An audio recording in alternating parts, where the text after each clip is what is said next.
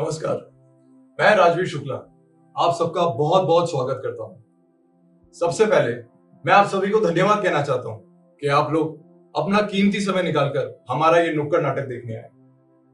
आज हम सभी किशोर नमित कपूर एक्टिंग इंस्टीट्यूट के कलाकार आपके सामने सफदार हाशमी का एक नुक्कड़ नाटक प्रस्तुत करने जा रहे हैं जिसका नाम है औरत। पर पहले कुछ पात्रों से आपको मैं रूबरू करा दूं। इस नाटक के निर्देशक कर रही हैं क्षितिजा रानी मैम, मैनेज कर रही हैं रेणु पडियार मैम, म्यूजिक संभाल रहे हैं पलाश, कॉस्ट्यूम और प्रॉपर्टी संभाल रही हैं पिंकी, ऐश्वर्या और जयश्री, सॉन्ग राइटर्स हैं मौलिक और सार्थक, लाइट संभाल रहे हैं निदाल और अंत में बैकस्टेज और रैप संभाल रहे हैं कृष्णा। अब आपका वक्त ज्यादा जाया ना करते हुए इस नाटक को शुरू करते हैं। किशोर नमित कपूर एक्टिंग इंस्टीट्यूट प्रस्तुत करते हैं नुक्कड़ नाटक औरत।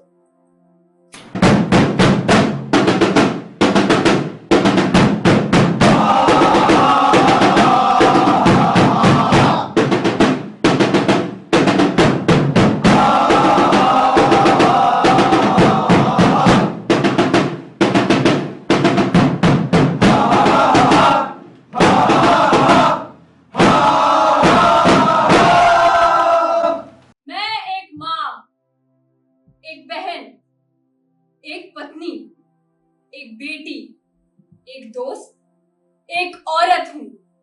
एक औरत जो न जाने कब से नंगे पांव रेगिस्तान की धधकती बालू में भागती रही है। एक औरत जो न जाने कब से धान के खेतों और चाय के बागान में अपनी ताकत से ज्यादा मेहनत करती आई है। मैं वो मजदूर औरत हूँ जो अपने हाथों से फैक्ट्री में बीमकाई मशीनों के चक्के घुमाती है। एक औरत जिसके लिए तुम्हारी बेहया शब्दावली में एक शब्द भी ऐसा नहीं जो उसके महत्व को बयां कर सके। तुम्हारी शब्दावली केवल उसी औरत की बात करती है जिसके हाथ साफ है, जिसका शरीर नर्म है, जिसकी त्वचा मुलायम है और जिसके बाल खुशबूदार है। मैं एक आजाद औरत हूँ जो अपने कॉमरेड और भाइयों के साथ कांधे से कांधा मिलाकर मैदान पार करती है।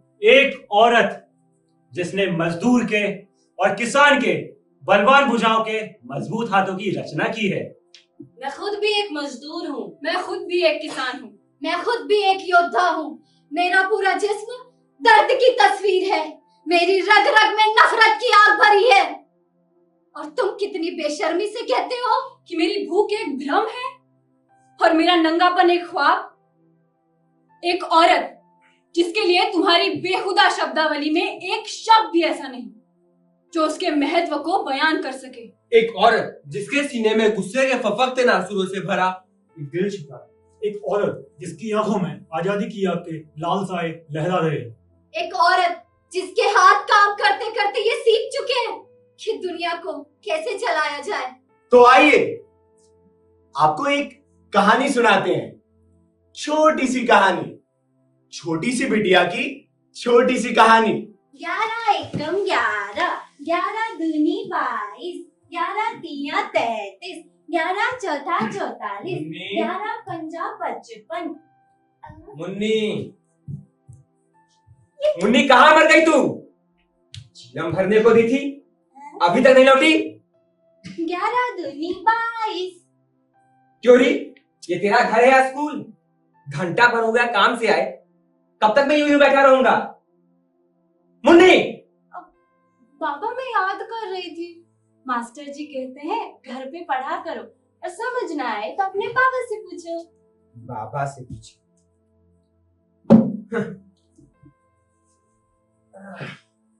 बाबा से पूछो तो घर में बैठो और काम करो। क्या करेगी स्कूल जाके? कौन सा तुझे दफ्तर जाना है? शादी करके चूल्हा चौका भी तो चलाना है। बाबा वो मास्टर जी कह रहे थे कल किताब जरूर लाना, नहीं तो नाम काट देंगे। और कह रहे थे स्कूल की बेटी धुली हुई होनी चाहिए। इंस्पेक्टर साहब आने वाले हैं। इंस्पेक्टर साहब आने वाले हैं। मैं पूछता हूँ इन हरामजादों को बच्ची का मन बहलाने के सिवा कोई काम है? यहाँ 2 चंद खाने के दाने नहीं है घर में। बरसात आने वाली है, छप्पर अभी तक ठीक नहीं करा पाए और एक तरफ ये हैं किताबें चाहिए, धुली हुई वर्दी चाहिए।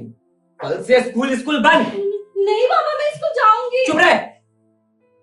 तेरे भाई को भेज रहा हूं, उसी में मेरी कमर टूटी जा रही है। नहीं पापा, मैं स्कूल जाऊंगी। मैं स्कूल जाऊंगी, मैं स्कूल जानी है। घर का काम काज किया था। 6 साल में शादी करवानी और ये आवारों की तरह उछल कूद बंद कर। बड़ा बुरा जमाना आ रहा है, रिश्ते नहीं मिलेंगे। बाबा रस्सी ला दो, बाबा रस्सी शाम को खेलने के लिए। इसीलिए कहता हूं बच्चों को स्कूल भेजना ही नहीं चाहिए। इन्हें स्कूल भेजो तो कॉपी किताब का खर्चा, वर्दी का खर्चा, अब ये खेल कूद एक और बड़ा हो तो।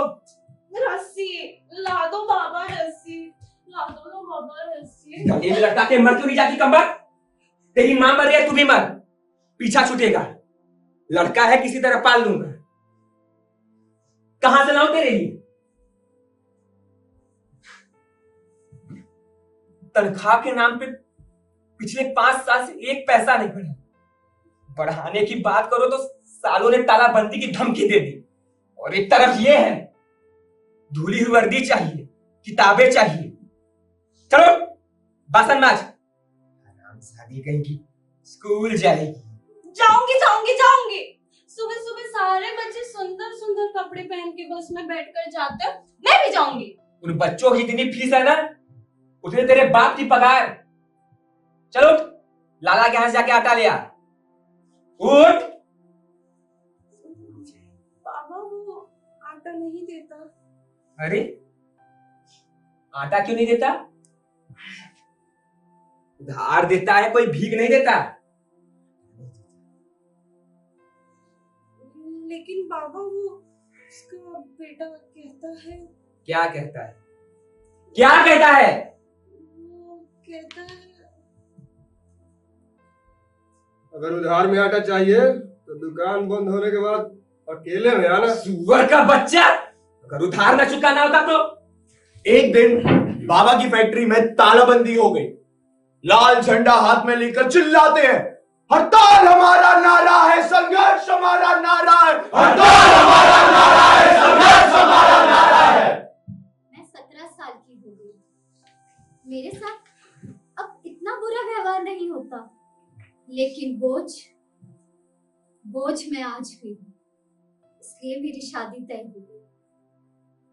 आज फेरे, लड़का 10,000 रुपए महीना तनख्वाह पाता है।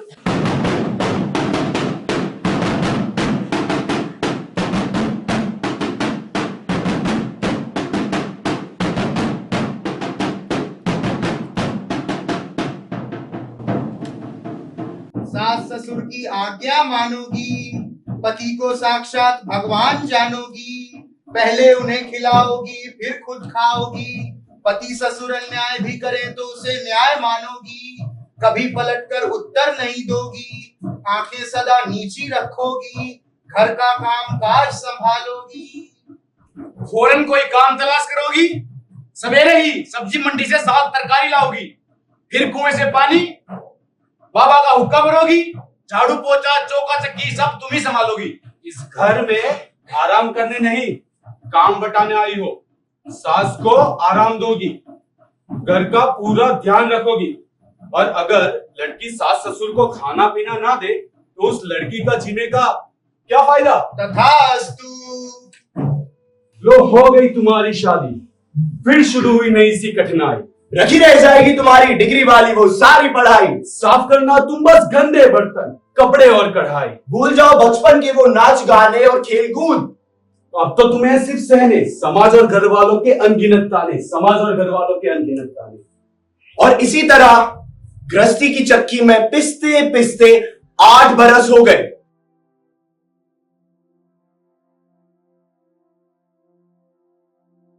छोटे छोटे बच्चे, कमजोर, गंदे,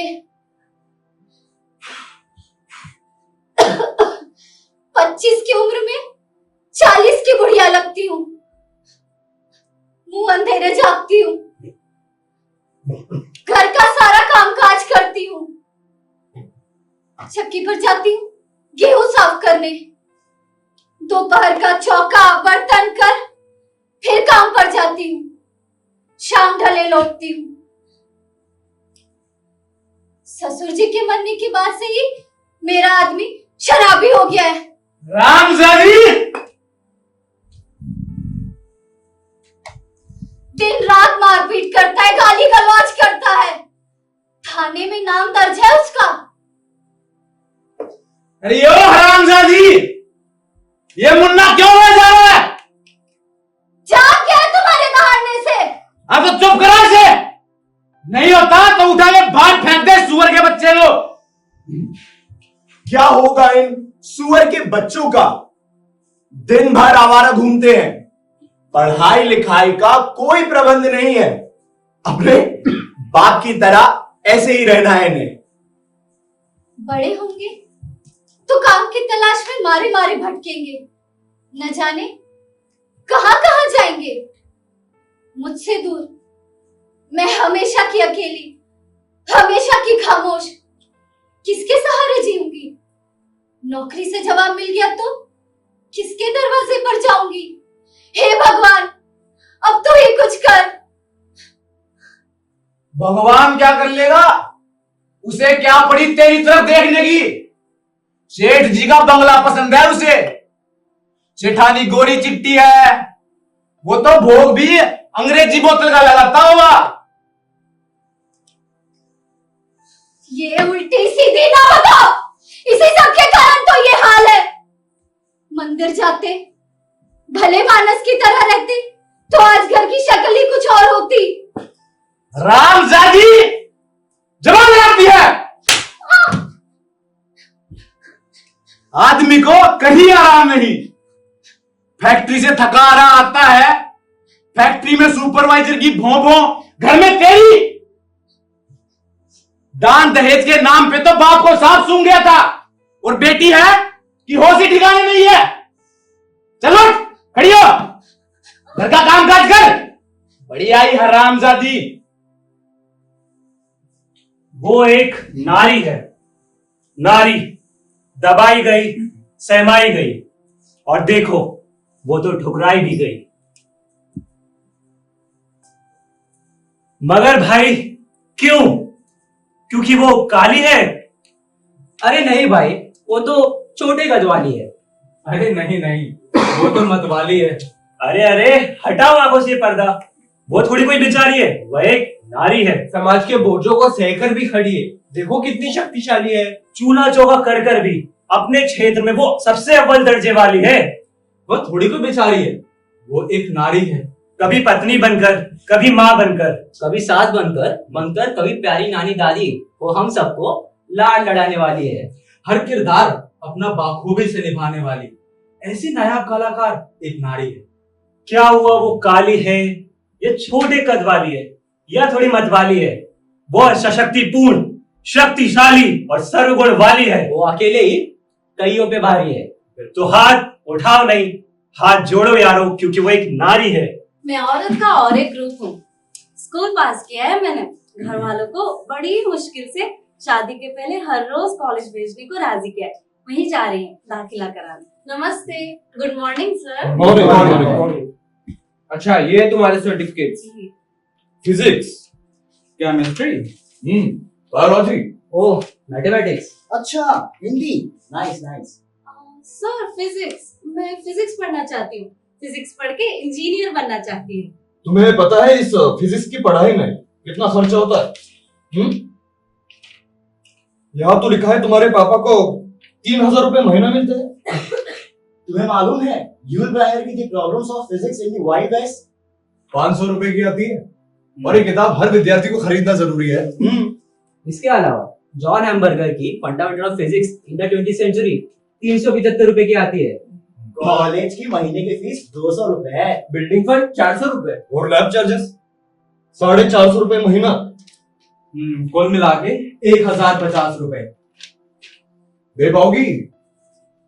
हाँ दे पाऊंगी, कुछ ना कुछ करके दूंगी। ट्यूशन पढ़ा के दूंगी। ट्यूशन पढ़ाओगी तो खुद की पढ़ाई कब करोगी? फेल हो गई तो कॉलेज में नाम बदनाम होगा।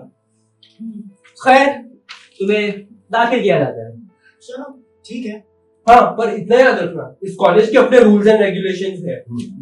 जैसे लड़कियां लड़कों से बात नहीं करती, लड़कियां कैंटीन में नहीं जाती, राजनीतिक और हड़तालें बिल्कुल बर्दाश्त नहीं की जाती, समझ गई? जाओ, कल से क्लास में आना, बाहर फीस जमा कर दो। Thank you sir. खैर दाखिला हुआ, लेकिन आजकल लड़कियों के लिए कॉलेज आना जाना कोई हंसी खेल नहीं है। ऐसे लगता है पूरा शहर शोहदों और गुंडों से भरा पड़ा है। लड़की देखते ही झपटते हैं। गर्मी। अरे कमर तो देखो, अरे 10 on 10। अरे कटरीना हम भी बिक गए हैं। ये बढ़िया थे। छोड़ दूं क्या? घर रे छोरे, जरा रुक भी जाओ। हम तुम एक कमरे में बंद हो, चुप चुप चुप चुप चुप चुप, और चाबी खो जाए, चुप चुप चुप चुप चुप चुप। ये पुलिस वाले खड़े खड़े दांत क्या दिखा रहा है? रोकता क्यों नहीं इन्हें? ओए, क्या है? क्या?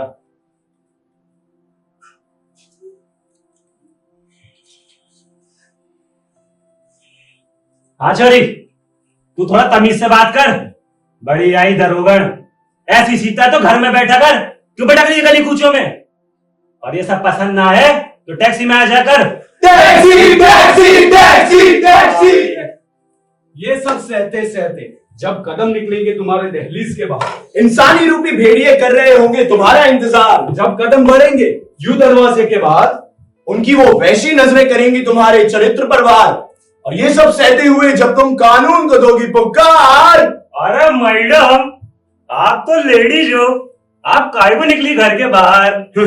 और जरा हमसे सीखो, हम तो नहीं होने देते अपने लुगाई को दरवाजे पे बाहर। अब समझ आया, अब समझ आया, यही गंदी नाली के वो कीड़े हैं जो आते जाते रास्ते पर हर औरत को छेड़े हैं। बैठे हैं यूं ही किसी नेता के ये चेले हैं। ना कानून है ना कोई सजा, औरत की राह में ऐसे कई अंधेरे हैं, औरत की राह में ऐसे कई अंधेरे हैं, औरत की राह में ऐसे कई अंधेरे हैं। कॉलेज की पढ़ाई किसी तरह राम राम करके खत्म हुई। बड़े घरों से आने वाले, फर्राटे से अंग्रेजी बोलने वाले लड़के लड़कियों को अच्छे नंबर मिले। मैं रोध होकर पास हो गई 3री श्रेणी में। फिर नौकरी की तलाश, एक जगह से इंटरव्यू का बुलावा आया। अंदर गई तो देखा कल तक कॉलेज में आवारागर्दी करने वाला एक सेठ का लड़का आराम से कुर्सी पर बैठा था। वही मालिक था उस दफ्तर का जहां नौकरी निकली थी।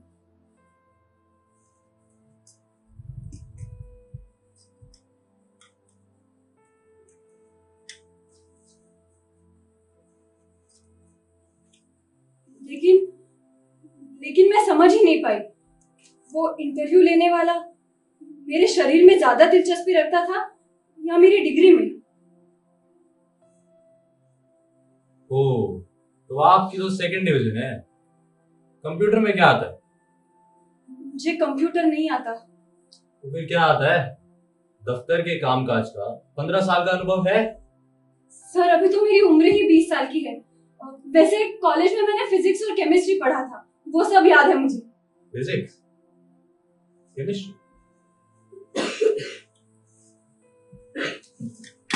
फिर तो तुम काले को सफेद और सफेद को काला करना खूब जानती हो। जी मैं समझी नहीं। इंपोर्ट एक्सपोर्ट का धंधा है हमारा। यहाँ रोज काले को सफेद और सफेद को काला किया जाता है।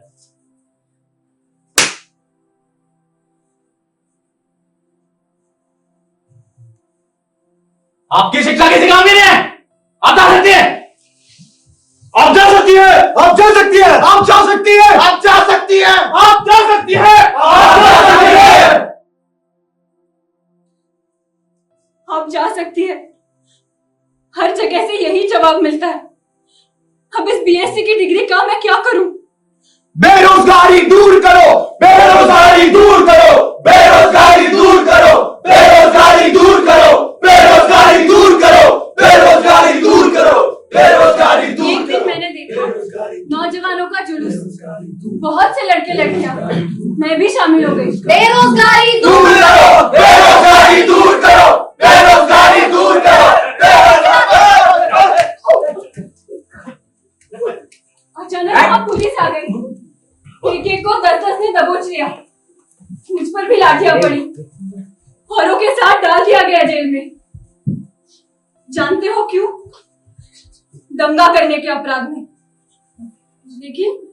लेकिन मैं समझ ही नहीं पाई कि ऐसा क्यों हुआ।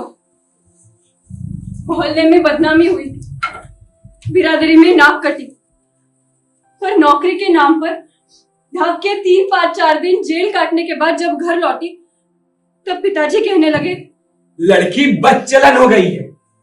मैंने कहता था कॉलेज मत भेजो, बाहर निकलते ही पर निकल आएंगे। अब इसके लिए मैं अच्छा वर कहां से ढूंढूं? बिरादरी में मेरी नाक कट गई। हे राम, अब तू ही कुछ कर।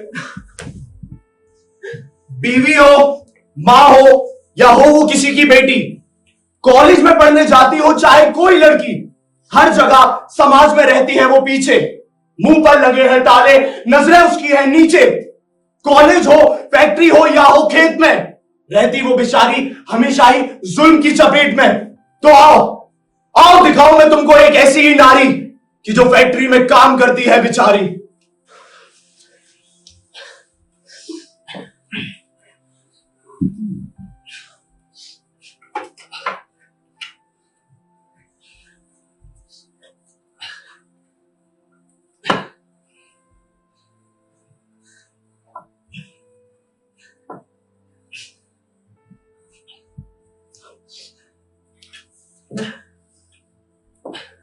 बुढ़िया, हाथ क्या टूट गए तेरे? खट्टी खट्टी नजर आती है, फिर भी आराम हो रही।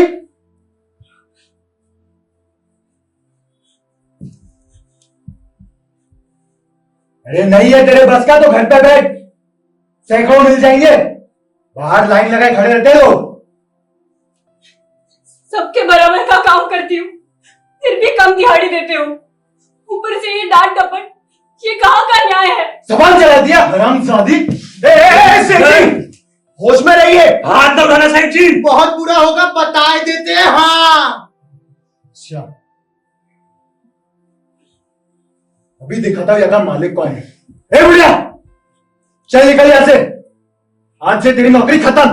नहीं सरकार, ऐसा मत करो, मैं आपके पैर पड़ती हूँ, ऐसा जुल्म मत करो। अरे तू क्यों हाथ जोड़ती है, क्यों खुद को गिराती है? यूनियन किस काम आएगी, और ऐसे कैसे किसी को भी काम से निकाल देंगे? तू अर्जी लिख, हम सब तेरे साथ हैं। हम सब तेरे साथ हैं। नहीं भैया, ये सब मुझसे नहीं होगा।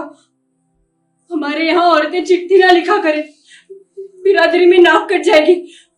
मैं माफी मांग लेती हूँ, भगवान जरूर कुछ करेंगे। अरे बुढ़िया, भगवान ही तेरे होते तो इस उम्र में 2 रोटी के लिए ये दिन दिखाते।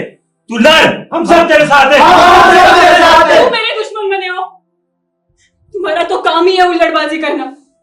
लड़ने का बहाना मिलना चाहिए बस। मेरे पास ना लड़ने की ताकत है ना फुर्सत। मैं सेठ जी से माफी मांग लूंगी। सरकार, ऐसा जुल्म मत करो, मुझसे गलती हो गई। इन लोगों की गलती की सजा मुझे क्यों देते हो? मेरे बच्चे भूखे मर जाएंगे, मैं आपके पैर पड़ती हूँ। देख बुढ़िया, मुंह से निकली बात पत्थर की लकीर होती है। एक बार कह दिया नहीं है करेगा नौकरी, जा अपने माइटियों के पास, मांग उनसे नौकरी। हिम्मत है तो रखवा दे काम पर। चली जा। भेड़ियों से रहम की उम्मीद छोड़ दे, अपनी उन पुरानी बेड़ियों को तोड़ दे। आ चुका है वक्त अब इस पार या उस पार का, राज जाहिर हो चुका है असली जिम्मेदार का। हर जोर जुल्म की टक्कर में संघर्ष हमारा नारा है। हर जोर जुल्म की टक्कर में संघर्ष हमारा नारा है। काम कैसे रुक गया? चलो काम से लगो, काम से लगो, ये मेरा ऑर्डर है। जब तक इसको काम पर नहीं रखोगे हम में से कोई काम नहीं करेगा। एक बार कह दिया ना नहीं है इसके लिए जगह, तो पूरी हड़ताल होगी। ये देवर है। शेरा, पुलिस,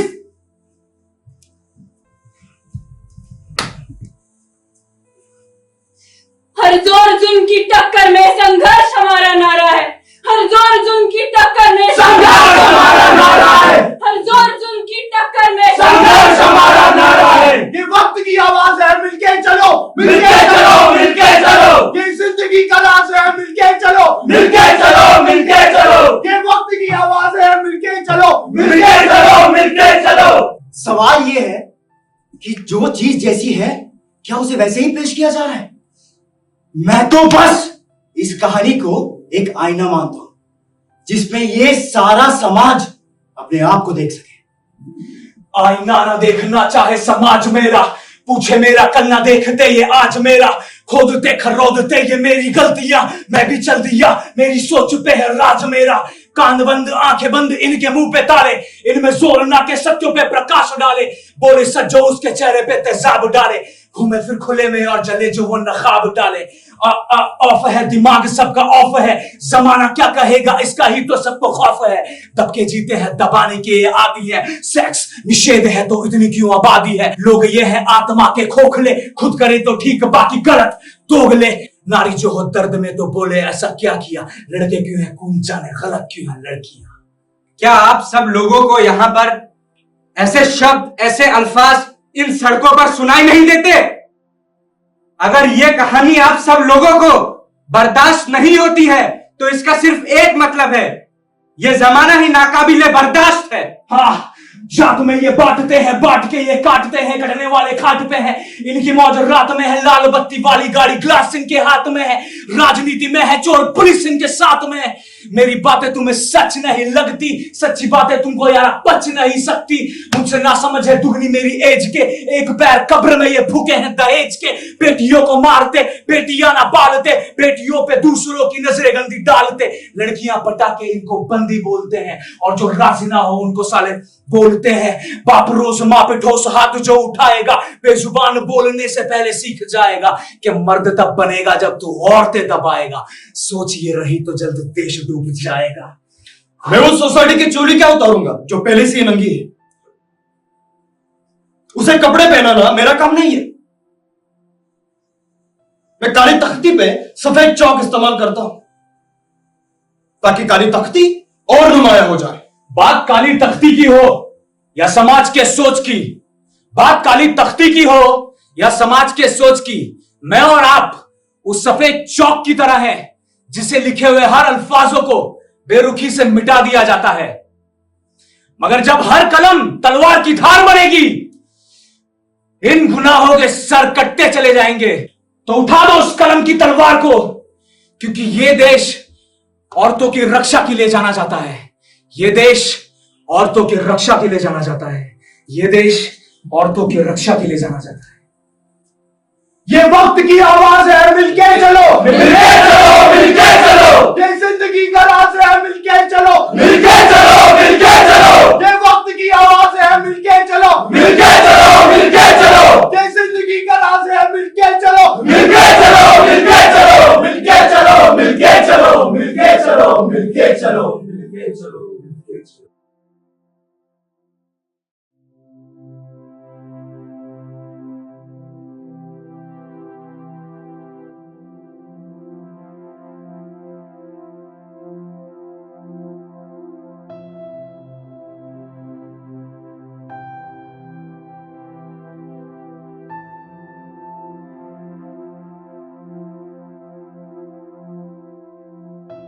आपको हमारा ये प्रयास कैसा लगा, कृपया कमेंट्स में लिखिए।